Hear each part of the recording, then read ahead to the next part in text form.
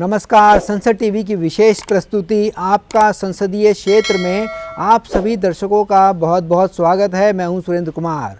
इस बार संसदीय क्षेत्र की इस यात्रा में आपको लेकर चलेंगे उत्तर पश्चिमी दिल्ली में। दिल्ली की 7 लोकसभा सीटों में से एक निर्वाचन क्षेत्र है पश्चिमी दिल्ली। संसदीय और विधानसभा क्षेत्रों के परिसीमन के बाद 2008 में अस्तित्व में आई पश्चिमी दिल्ली लोकसभा सीट राष्ट्रीय राजधानी क्षेत्र दिल्ली की 7 संसदीय सीटों में से एक है। उत्तर पश्चिमी दिल्ली लोकसभा क्षेत्र अपने में कई विविधताओं को समेटे हुए है। ऐसे में विविधताओं से भरे इस इलाके को जानने और समझने के लिए संसद टीवी की टीम पहुंची उत्तर पश्चिमी दिल्ली संसदीय क्षेत्र में।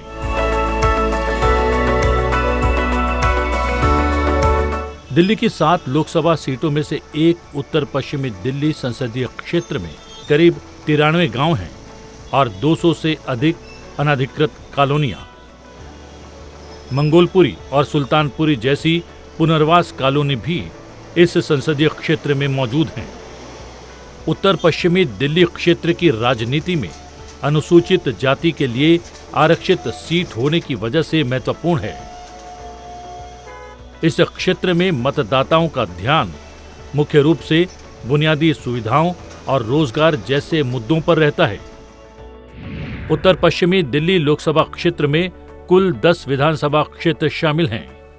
नरेला, बवाना, मुंडका, किराड़ी, सुल्तानपुर माजरा, मंगोलपुरी, रोहिणी, रिठाला, नांगलोई और बादली। नांगलोई मंगोलपुरी थोक और फुटकर बाजार के लिए जाने जाते हैं। इस क्षेत्र में बवाना, मुंडका, नरेला प्रमुख औद्योगिक क्षेत्र हैं। बवाना में 17,000 और नरेला में करीब 4,000 औद्योगिक इकाइयां हैं। दिल्ली के घनी आबादी वाले अंदरूनी हिस्सों से फैक्ट्रियों को बाहरी क्षेत्र में शिफ्ट करने की योजना के तहत बवाना और नरेला औद्योगिक क्षेत्र विकसित किए गए। उत्तर पश्चिमी दिल्ली यूं तो काफी बड़ा इलाका है। ऐसे में इस क्षेत्र के विकास को लेकर कई परियोजनाएं चल रही हैं, जिनमें इंफ्रास्ट्रक्चर, शिक्षा, स्वास्थ्य और परिवहन जैसी समस्याओं के समाधान का प्रयास किया जा रहा है। प्रत्येक विधानसभा क्षेत्र के अपने मुद्दे और प्राथमिकताएं हैं। हमारे साथ इस पर बात करने के लिए मौजूद हैं सांसद योगेंद्र चंदोलिया। मैं योगेंद्र चांदोलिया, जो लोकसभा का सदस्य निर्वाचित हुआ हूं, ईश्वर की शपथ लेता हूं कि मैं विधि द्वारा स्थापित भारत के संविधान के प्रति सच्ची श्रद्धा और निष्ठा रखूंगा। मैं भारत की प्रभुता और अखंडता को अक्षुण्ण रखूंगा तथा जिस पद को मैं ग्रहण करने वाला हूं, उसके कर्तव्यों का श्रद्धापूर्वक निर्वहन करूंगा।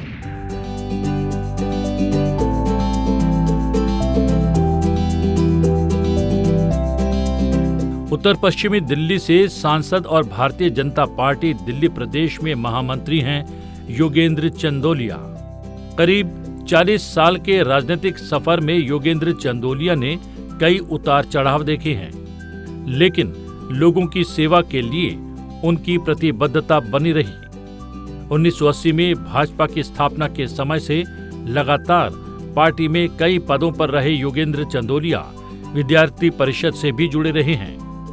1985 में योगेंद्र चंदोलिया को करोलबाग युवा मोर्चा का अध्यक्ष बनाया गया।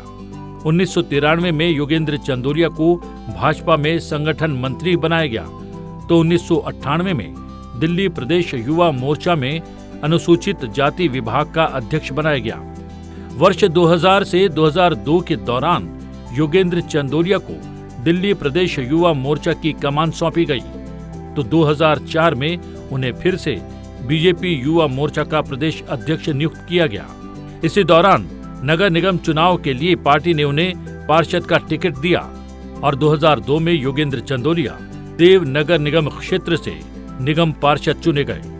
इस जीत को योगेंद्र चंदोलिया ने 2007 में भी दोहराया और 7,000 से ज्यादा मतों से जीत दर्ज की। 2007 से 2008 के दौरान योगेंद्र चंदोलिया स्टैंडिंग कमेटी में डिप्टी चेयरमैन चुने गए। तो 2010 में एकीकृत नगर निगम की स्टैंडिंग कमेटी का चेयरमैन बनाया गया।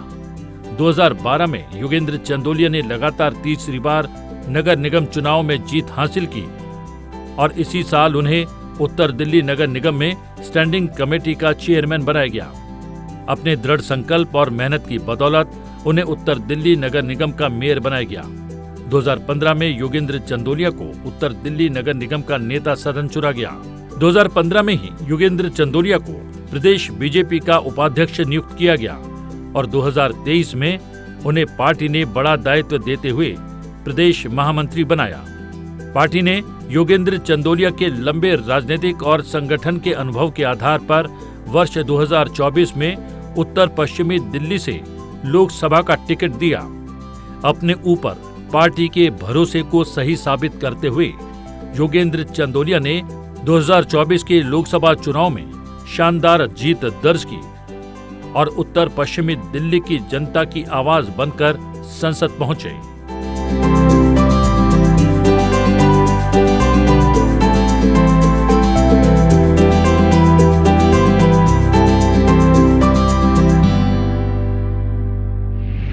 योगेंद्र चंदोलिया जी, आपका संसद टीवी पर बहुत बहुत स्वागत है। नमस्कार जी, मेरा पहला सवाल, आपका संसदीय क्षेत्र जो संसद टीवी का कार्यक्रम है उसमें हम संसदीय क्षेत्र के बारे में बताते हैं, तो सबसे पहले आप अपने क्षेत्र के बारे में बताइए। इसकी डेमोग्राफी कैसी है, कितनी जनसंख्या है, कितनी आबादी है? जो लोकसभा का क्षेत्र है उत्तर पश्चिमी लोकसभा दिल्ली में सबसे बड़ी मतदाता वाला क्षेत्र है। जब मैं चुनाव लड़ रहा था तो 25,83,000 मतदाता थे। निश्चित तौर पर उसके बाद मतदाता भी बढ़े होंगे और 43 हमारे कॉरपोरेशन के वार्ड इस क्षेत्र में आते हैं। दिल्ली की सबसे बड़ी लोकसभा है। 93 गांव इस लोकसभा के अंदर आते हैं।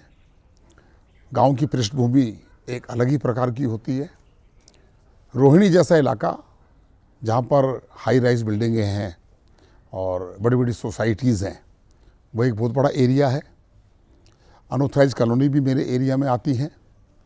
उसके अलावा रेगुलराइज कॉलोनियाँ भी बहुत सारी हैं। कुल मिलाकर सभी प्रकार का वर्ग वहाँ पर जय जय कॉलोनी भी हैं, जहाँ पर विशेषकर अनुसूचित जाति के लोग, गरीब लोग, चाहे किसी भी बिरादरी के हों, वो भी रहते हैं। आपकी अब तक की राजनीतिक यात्रा रही है, वो कैसी रही है? बताया ये जाता है कि भारतीय जनता पार्टी की जब स्थापना हुई तब भी आप उस दौरान भी मौजूद थे, तो कहानी क्या है, कब शुरू हुई आपकी यात्रा और कितने वर्षों का सफ़र आपने तय किया है आज सांसद बनने तक? देखिए, मैं सबसे पहले राष्ट्रीय स्वयंसेवक संघ का स्वयंसेवक बना। इमरजेंसी जब लगी हुई थी आरएसएस पे बैन लगा हुआ था, सारे नेता जेल में थे, आरएसएस के लोग भी जेल में थे। 77 में जब जनता पार्टी बनी तो मैं मात्र 16 साल का था।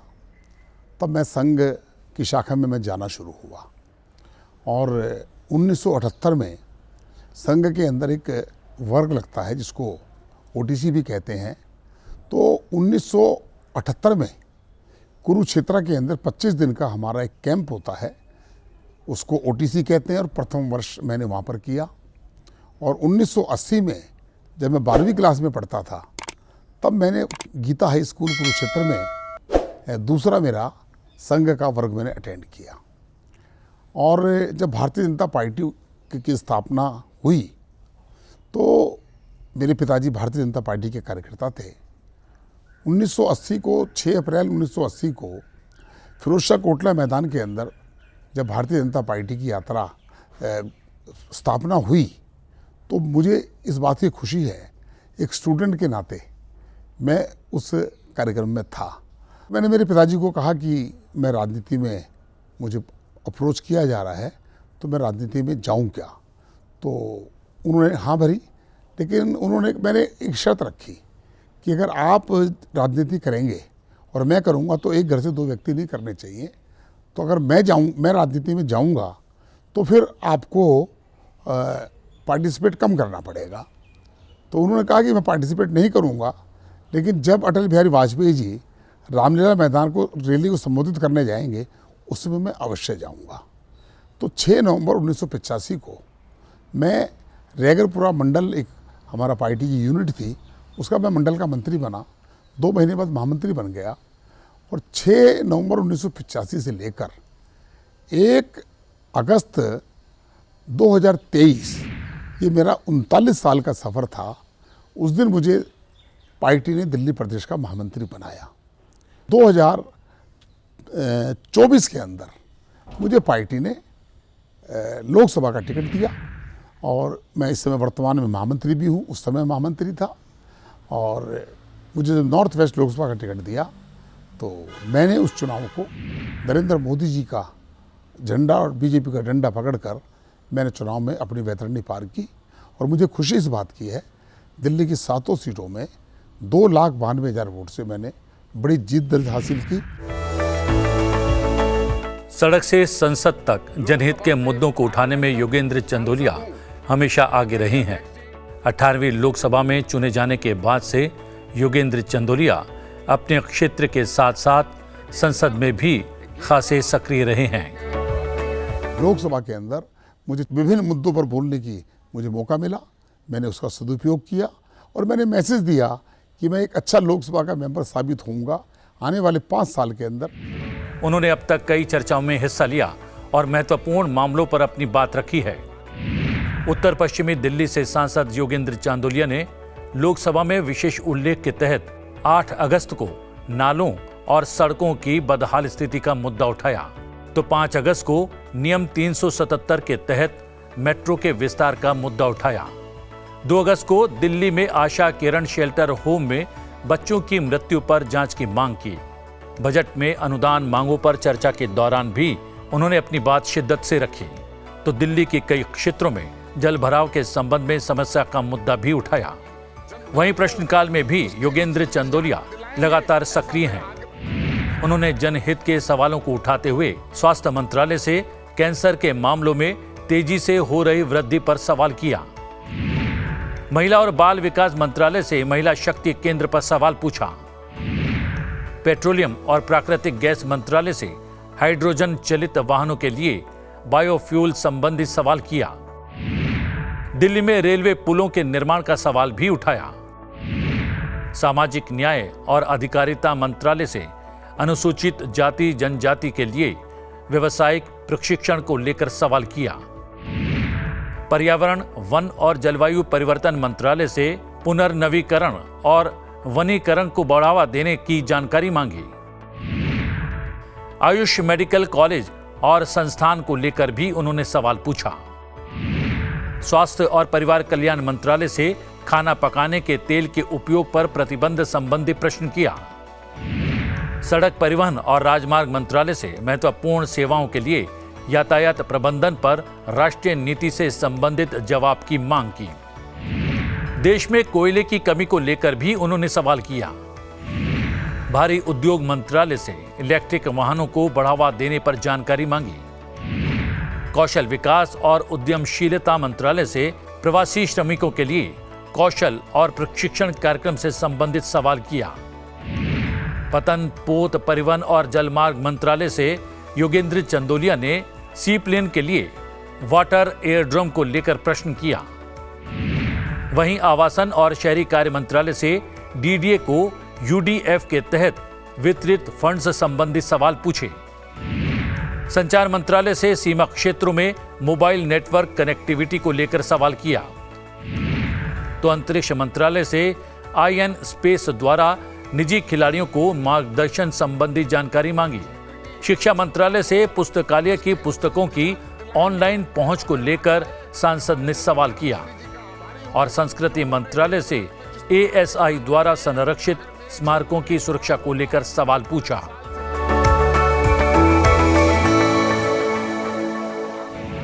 क्षेत्र के विकास को लेकर आपकी प्राथमिकताएं क्या होंगी? आज भी आधी से ज़्यादा दिल्ली की अगर मैं बात करूं और मेरे क्षेत्र की बात करूं तो पीने के पानी का अकाल है। बड़े आश्चर्य की बात यह है, आज़ादी के बाद भी दिल्ली के अधिकांश गांवों में सीवर लाइन नहीं है। दिल्ली भारत की राजधानी को बगैर सीवर लाइन, वहाँ पर सीवर लाइन डलनी चाहिए, क्योंकि हम सरकार में नहीं है और ये जल बोर्ड का मुद्दा है। आने वाला समय अगर हम सरकार में आएंगे तो गांव की सीवर लाइन डले, ये मेरी पहली प्राथमिकता होगी। लोगों को पीने का पानी, स्वच्छ पानी दिल्ली की सरकार देने में नाकाम रही है। मैं प्रयास करूंगा, हमारी सरकार आएगी तो हम अपने क्षेत्र में पीने के पानी का स्वच्छ जल दें, ये मेरा प्रयास रहेगा। और आज हम अभी यहाँ बैठे हैं खुले मैदान में, यहाँ भी पोल्यूशन का एयर क्वालिटी इंडेक्स आज भी दिल्ली का 450 पार कर चुका है। उसमें जो मूल कारण है दिल्ली की टूटी फूटी सड़कें, गड्ढा सहित सड़कें। अगर ये गड्ढा रहित हो जाएं, स्मूथ हो जाएं, तो पोल्यूशन को कंट्रोल किया जा सकता है। मेरी प्राथमिकता ये होगी कि हम पोल्यूशन को कैसे कंट्रोल करें। मैं एक बात और आपको बताना चाहता हूँ कि दिल्ली का सांसद होना और दिल्ली के विधायक होने में कितना अंतर है, ये मैं आपके पार्लियामेंट संसद के चैनल के माध्यम से बताना चाहता हूँ। मैं जिस लोकसभा का प्रतिनिधित्व करता हूँ तो मुझे 5 करोड़ रुपया मुझे मिलता है क्षेत्र के विकास के लिए, और मेरे नीचे 10 विधानसभा की सीटें हैं। एक विधायक को 15 करोड़ रुपए 1 साल का मिलता है। 10 विधायकों को 150 करोड़ बनाम 5 करोड़। आप देख लीजिए कहाँ जमीन पे और कहाँ 30 फुट ऊंची बिल्डिंग इमारत। 150 करोड़ के सामने 5 करोड़ क्या करेगा। इसलिए मैंने अभी भारत सरकार के द्वारा जो CSR फंड है, मैंने वहाँ अप्लाई किया है। वहीं दिल्ली में यमुना नदी की सफाई और प्रदूषण एक गंभीर समस्या है जो कई दशकों से चर्चा में है। यमुना, जिसे दिल्ली की जीवन रेखा कहा जाता है, प्रदूषण के कारण अपनी प्राकृतिक सुंदरता और उपयोगिता खोती जा रही है। योगेंद्र चंदोलिया यमुना की सफाई के लिए संसद में एक निजी विधेयक लाने की तैयारी में है, जिसमें यमुना को केंद्र के अंतर्गत बोर्ड बनाने का सुझाव है। मेरे पार्लियामेंट क्षेत्र से हरियाणा से यमुना एंटर करती है, और वहाँ से एंटर करने के बाद पहला जो दहीसर से हरियाणा का हिस्सा है और दहीसर से पल्ला मेरे पार्लियामेंट क्षेत्र का हिस्सा है, वहाँ तक यमुना साफ आती है, स्वच्छ पानी आता है। और उसके बाद जैसे ही वजीराबाद पार करती है तो दिल्ली सरकार के 2 दिल्ली की ड्रेन, नजफगढ़ ड्रेन और शाहदरा ड्रेन का सीवर का पानी वो आकर यमुना नदी में डलता है। और उसके बाद दिल्ली के छोटे बड़े 18 नाले वहाँ पर हैं। 22 सीवर ट्रीटमेंट प्लांट लगे हुए हैं, लेकिन वो सब कागजों के अंदर हैं। और यमुना को साफ किया जा सकता है, उसके लिए विजन चाहिए। और मैं ये मानता हूँ कि अभी मैंने पार्लियामेंट में क्वेश्चन भी तैयार किया उसके लिए, और मैंने ये भी कहा है कि मैं एक प्राइवेट बिल लेकर आ रहा हूँ और मैं वो रखूँगा कि इस यमुना को एक बोर्ड बना दिया जाए। मेट्रो की कनेक्टिविटी को बढ़ाने को लेकर आप क्या काम कर रहे हैं? किस तरह से जो अनधिकृत कॉलोनियाँ हैं उसको लेकर आपकी योजनाएं, वहाँ का पानी की निकासी की, जल की आपूर्ति की, शिक्षा की और स्वास्थ्य की, इन सभी चीज़ों पे आप कैसे काम कर रहे हैं? देखिए, मैं बताता हूँ। आपने मेट्रो का जिक्र किया, काफ़ी समय से एक प्रस्तावित था, रिठाला से नरेला मेट्रो जानी थी, और अभी पिछले सप्ताह ही मैं मेट्रो के MD विकास जी से मिलकर आया था। उन्होंने मुझे सारी मैपिंग हो गई है, पैसा शेयर के हिसाब से पैसा है, दिल्ली सरकार का कितना है, DD 1000 करोड़ रुपए दे रही है, भारत सरकार कितना दे रही है, और जापान से हमारा तालमेल है कि वो हमें लोन देता है। 21 स्टेशन बनेंगे, रिठाला से लेकर नाथूपुरा और कुंडली, 2 स्टेशन हरियाणा के होंगे, 19 स्टेशन दिल्ली के होंगे। उस दिल्ली के अंदर बरवाला भी हमारा जुड़ रहा है, बवाना इंडस्ट्रियल एरिया भी जुड़ रहा है, बवाना JJ कॉलोनी भी जुड़ रही है, नरेला अनाज मंडी भी जुड़ रही है, नरेला जुड़ रहा है। तो वो वहाँ के लोगों के लिए ये लाइफ लाइन होगी कि वहाँ पर इतने लोगों का ट्रैफिक जाम नरेला पे होता है उसका। दूसरा, मेरा अभी LG साहब से मेरी बात हुई है, DD के वाइस चेयरमैन से मेरी बात हुई है कि नरेला के अंदर एक बाईपास बनाना बहुत ज़रूरी है। वो उसका मैंने रोड मैप सारा बना लिया है कि वो जब तक नहीं निकलेगा और वो बाईपास होना बहुत ही आवश्यक है और मैं उसको निकलवा कर मानूंगा, ऐसा मेरा संकल्प है। मेट्रो इस विधानसभा चुनाव से पहले उसका शिलान्यास हो जाए, कैबिनेट की अप्रूवल मिलनी है और सारा काम बिल्कुल तैयार है। पार्लियामेंट कैबिनेट की अप्रूवल होने के बाद मेट्रो अपने काम पर तुरंत काम कर देगा, ऐसा उन्होंने मुझे आश्वासन दिया है। अगर दिल्ली सरकार आयुष्मान योजना को लागू कर दे तो मैं मानता हूं कि दिल्ली के एक बहुत बड़े वर्ग को, गरीब, समाज, शोषित, वंचित, दलित, पिछड़ा, इस वर्ग को फायदा होगा। मैं एक बात आपको और याद दिलाना चाहता हूं कि दिल्ली जब बारिश आती है तो मानसून के अंदर पूरी दिल्ली जलमग्न हो जाती है। लोग सोचते हैं कि पानी भर क्यों जाता है। पानी भरने का जो दो कारण है कि अगर हमने ड्रेनेज सिस्टम को हमने ठीक नहीं किया और वो सफाई नहीं हुई तो पानी भरेगा। और पानी जब भरता है, आज भी मेरे एरिया के अंदर नांगलोई से लेकर टीकरी बॉर्डर तक आज भी अगर बारिश आए, लगभग 2 महीने हो गए, आज भी पानी भरा हुआ है। बड़े दुख के साथ बताना पड़ रहा है कि आज जिस प्रकार से दिल्ली का मास्टर प्लान बनता है, दिल्ली का ड्रेनेज प्लान भी बनाया जाता है। आज दिल्ली जो चल रही है 1968 के ड्रेनेज प्लान पर चल रही है। उत्तर पश्चिमी दिल्ली से वर्तमान सांसद योगेंद्र चंदोलिया से जनता को सिर्फ उम्मीदें नहीं बल्कि एक उज्जवल भविष्य की आस है। हर गांव, हर कस्बे, हर शहर की जनता की एक ही उम्मीद होती है, एक नेता जो उनके मुद्दों को समझे, उनकी आवाज बने और उनका विकास करे।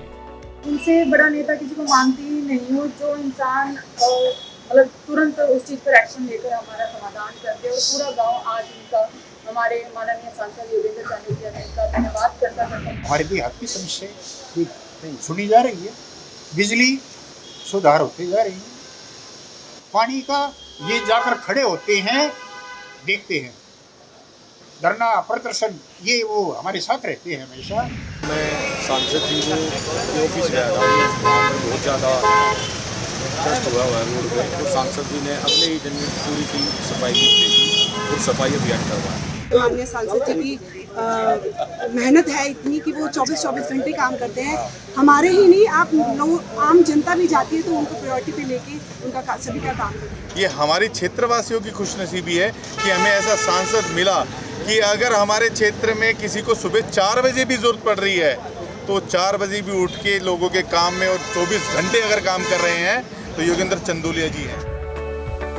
रेलवे फाटक पर बहुत जाम लगता है। हम खुद भी वहाँ गए थे, रेलवे फाटक पे हमने देखा दोनों तरफ। ग्रामीणों की भी मांग है वहाँ पर कि फुटओवर ब्रिज बने। यहाँ पर हमें अंडरपास चाहिए, रेलवे अंडरपास। रेलवे फाटक पे जो जाम लगता है वो उसकी बड़ी प्रॉब्लम है। यहाँ कई आदमी हार्ट अटैक होकर मर चुके हैं फाटक की वजह से। जाम लगने के उनको हॉस्पिटलाइज भी नहीं पहुँच पाए, हॉस्पिटल तक नहीं ले जा पाई। ठीक है, बड़ी दिक्कत है। गाँव का बहुत दूर दूर का ट्रैफिक यहाँ से गुजर रहा है और हमारी कोई सुनवाई नहीं है।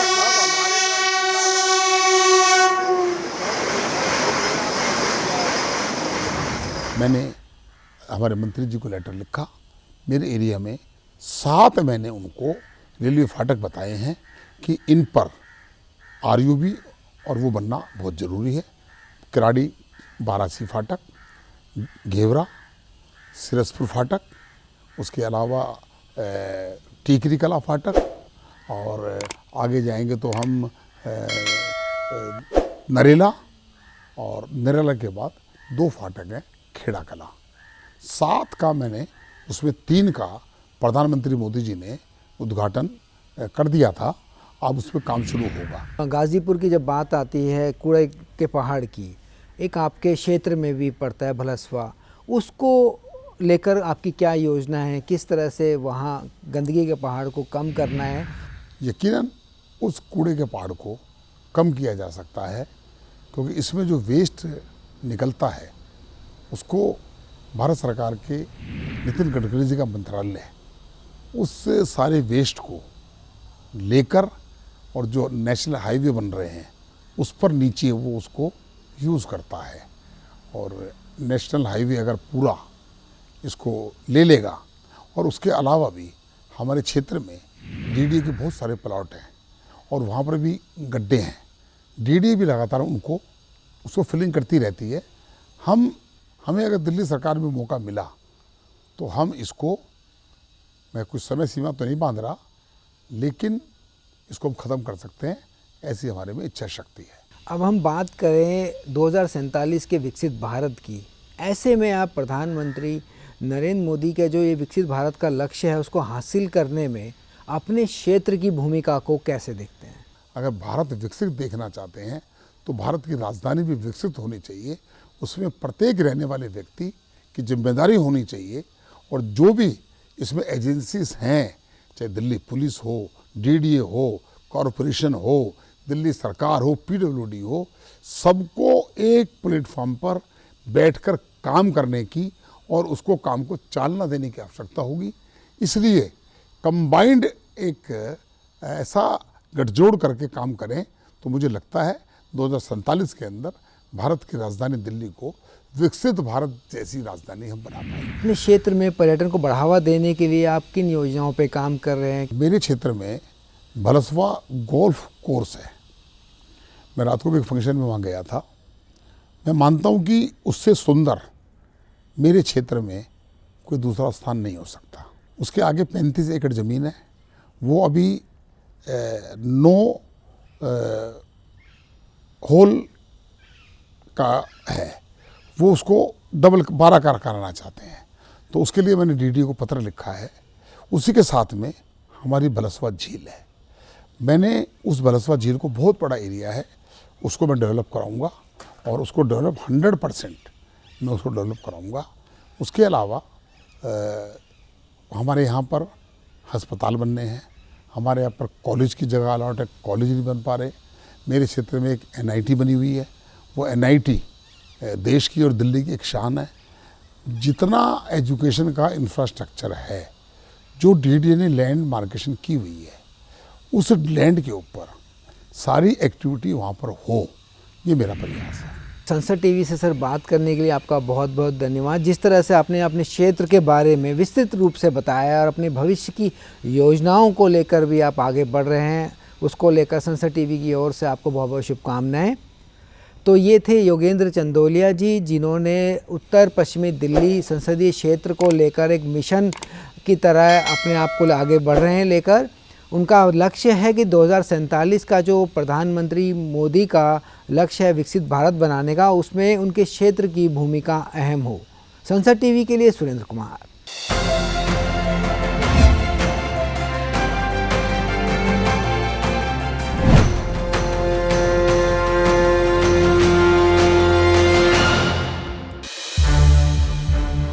संसद टीवी के और भी प्रोग्राम्स देखने के लिए सब्सक्राइब करें हमारा YouTube चैनल और हाँ, इन्हें लाइक और शेयर करना ना भूलें।